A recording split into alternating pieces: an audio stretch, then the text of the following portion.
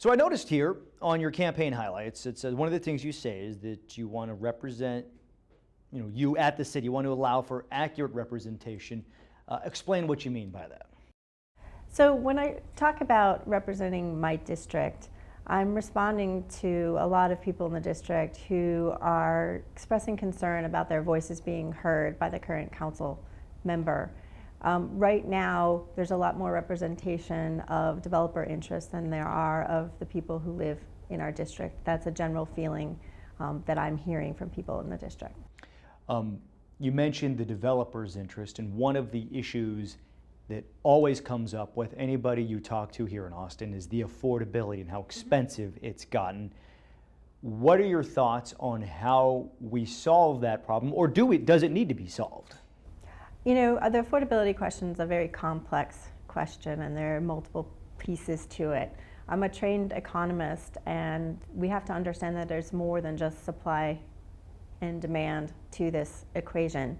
Right now, the developers talk a lot about supply and supply being really important.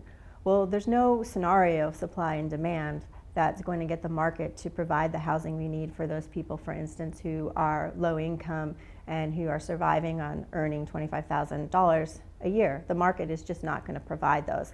That's why I'm proposing a linkage fee, a new residential and commercial development, which could be imposed on $1 or $2 per square foot, which would yield $50 to $60 million a year that the city could invest in affordable housing. This would allow us to place this housing on public lands or in other places and provide affordable housing for low-income people that lasts in perpetuity. Mm-hmm. So explain then how, because somebody watching this might say, well, if you're going to put more fees on the cost to build, how does that ultimately help the affordability? Well, there's a lot of economics to real estate, and one piece of it is the cost of the fees that come out of it. Other pieces come in construction, other pieces come in design, the cost of the land, the taxes, and whatnot. So the fees are one piece of that, but there is another part of affordability, which are the taxes that we pay. And so we need to be thinking a little bit broader than the cost of this little apartment that we're building or this big house that we're building. We need to think about what are the costs to the taxpayer that come with that development, and how do we account for those?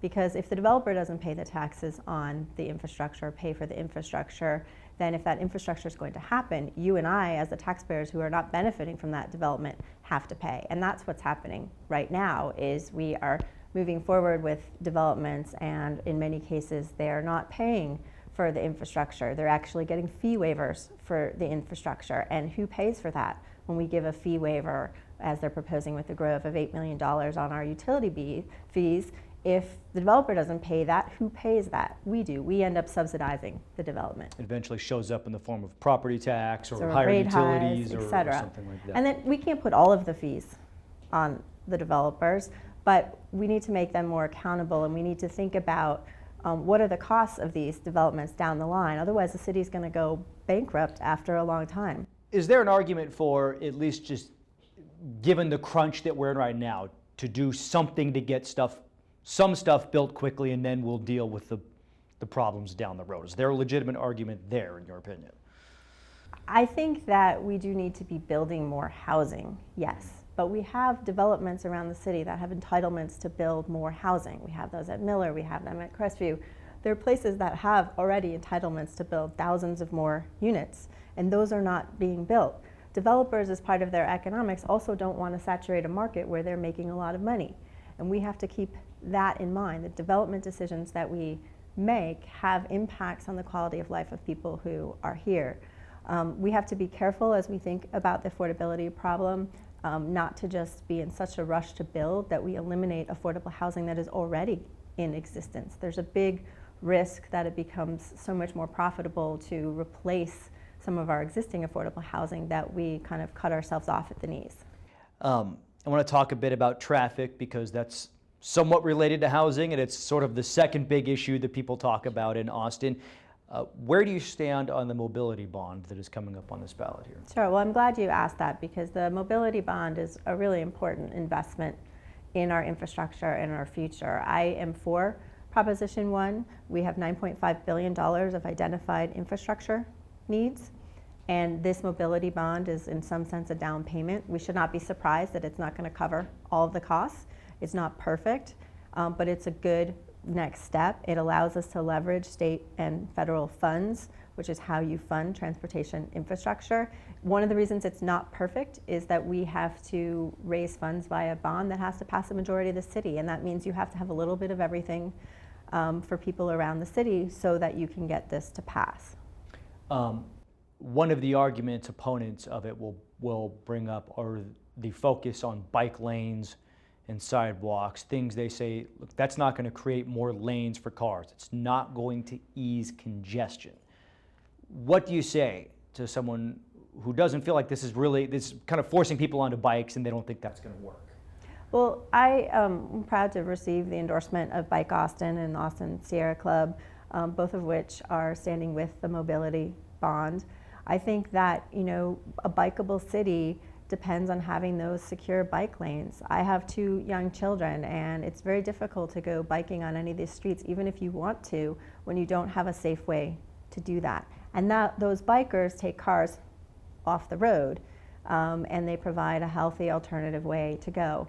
Sidewalks are very important. We have places in this city where kids don't have safe sidewalks to walk to school. Every time you have to drive your kid to school instead of being able to walk, that adds more traffic onto our roads. And we do have to make those investments. Again, we haven't made these investments in our transport infrastructure, and we're trying to dig ourselves out of decades' holes. Do you think maybe those things like the bike lanes or sidewalks should maybe be put into something that's not called a transportation bond, that doesn't promise traffic alleviation? Well, when you think about transportation policy, you have to do kind of A, B, and C and all of the above. And the bike lanes and the sidewalks are part of the mobility solution, because we want people to be able to walk around their neighborhoods and bike to places and not have to get in their cars. And there are a lot of people who don't have cars for whom biking and walking may be the best alternative when we don't have the public transit where we need it to be. You also mentioned that transparency in the city government is something that's important to you. Can you give me an instance or an example of where you think the city government has not been transparent and has not been clear with the people? Sure. Well, let's take example the recent development over at Pilot Knob, where they ended up giving away $50 to $60 million, roughly speaking, of fee waivers, and nobody on the dais knew it. We should have something as part of our backup for every one of these developments that tells us what the fee waivers are and what they're going for. That is one problem. Right now, if you want to follow your council members' votes, you have to go back to the minutes and uncover it and figure out which reading and whatnot. You can't just have some kind of easy way of finding out a report card of how they voted on big issues that you care about. You also have no way of following up on implementation of council resolutions. This is why we're in the problem we are in with the Grove, is there was a council resolution that said that we were supposed to zone unzoned lands, and it never got followed through on, and nobody followed that trail, and so now we have the mess that is the Grove. All right, Alison Alter, thank you very much. I appreciate it.